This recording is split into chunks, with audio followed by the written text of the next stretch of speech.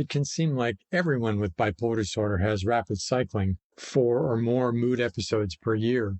But the prevalence of rapid cycling is only about 10 to 30% in bipolar disorders. Even the lifetime prevalence is only 25 to 40%. In part, these patients look so common because they're harder to treat. So how should rapid cycling be treated? Specifically, does a combination of lamotrigine and lithium work better than lithium alone? Hi, Jim Phelps here for the Psychopharmacology Institute. Before we look at that question, a few basics about rapid cycling. First, it's so consistently associated with antidepressant use that a routine treatment recommendation is taper the patient's antidepressant if they're on one. Another factor strongly associated with rapid cycling is hypothyroidism. According to one review of thyroid hormone in psychiatric disorders, one shouldn't wait for a TSH over the lab's upper limit, like 4.5 milli-international units per liter, to consider thyroid augmentation.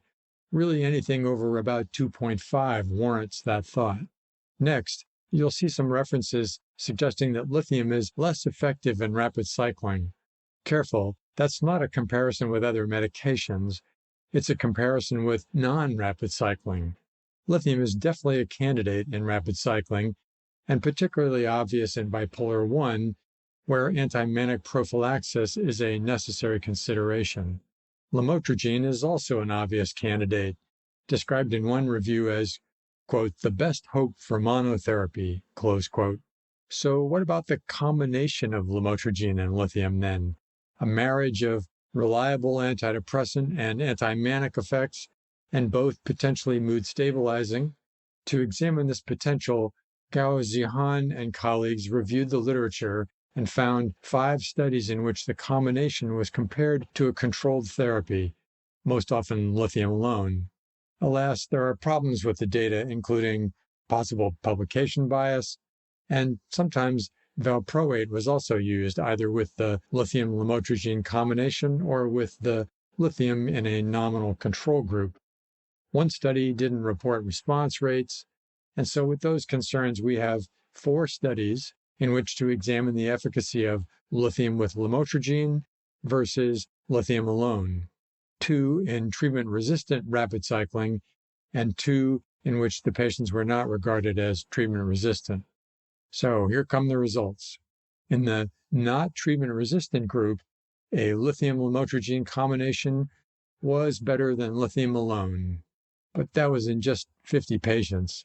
And in the treatment-resistant patients, the combination was not superior to the control condition, but that was in just 44 patients.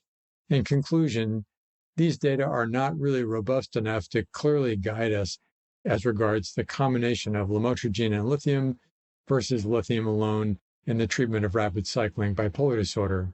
The combination wasn't worse, so it remains an obvious option. At minimum, this article was a good reminder to check thyroid status and strongly consider tapering any antidepressant present. For more on this, even the taper the antidepressant literature is tricky. It's mostly but not entirely supportive of tapering. And how fast to taper? That's a question just now being more thoroughly explored in antidepressant discontinuation generally, and it's particularly challenging in rapid cycling. You want to get the antidepressant out of there as quickly as possible, and yet these patients seem particularly vulnerable to severe withdrawal effects, including accelerating and exacerbating cycling.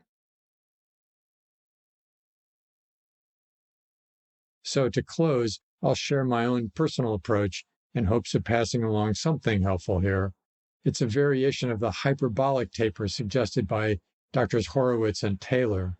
In my view, the key is to make the first step successful so that you're not immediately forced to conclude, oh, this antidepressant is actually necessary.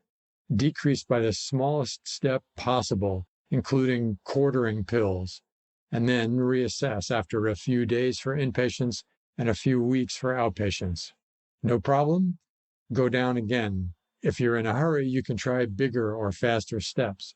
But worsening? Wait until things are back to where you started, and then wait another week, and then figure out how to take an even smaller step down using a liquid preparation if necessary. As you near zero, be prepared to slow down and take very small steps again to avoid withdrawal symptoms or exacerbating cycling.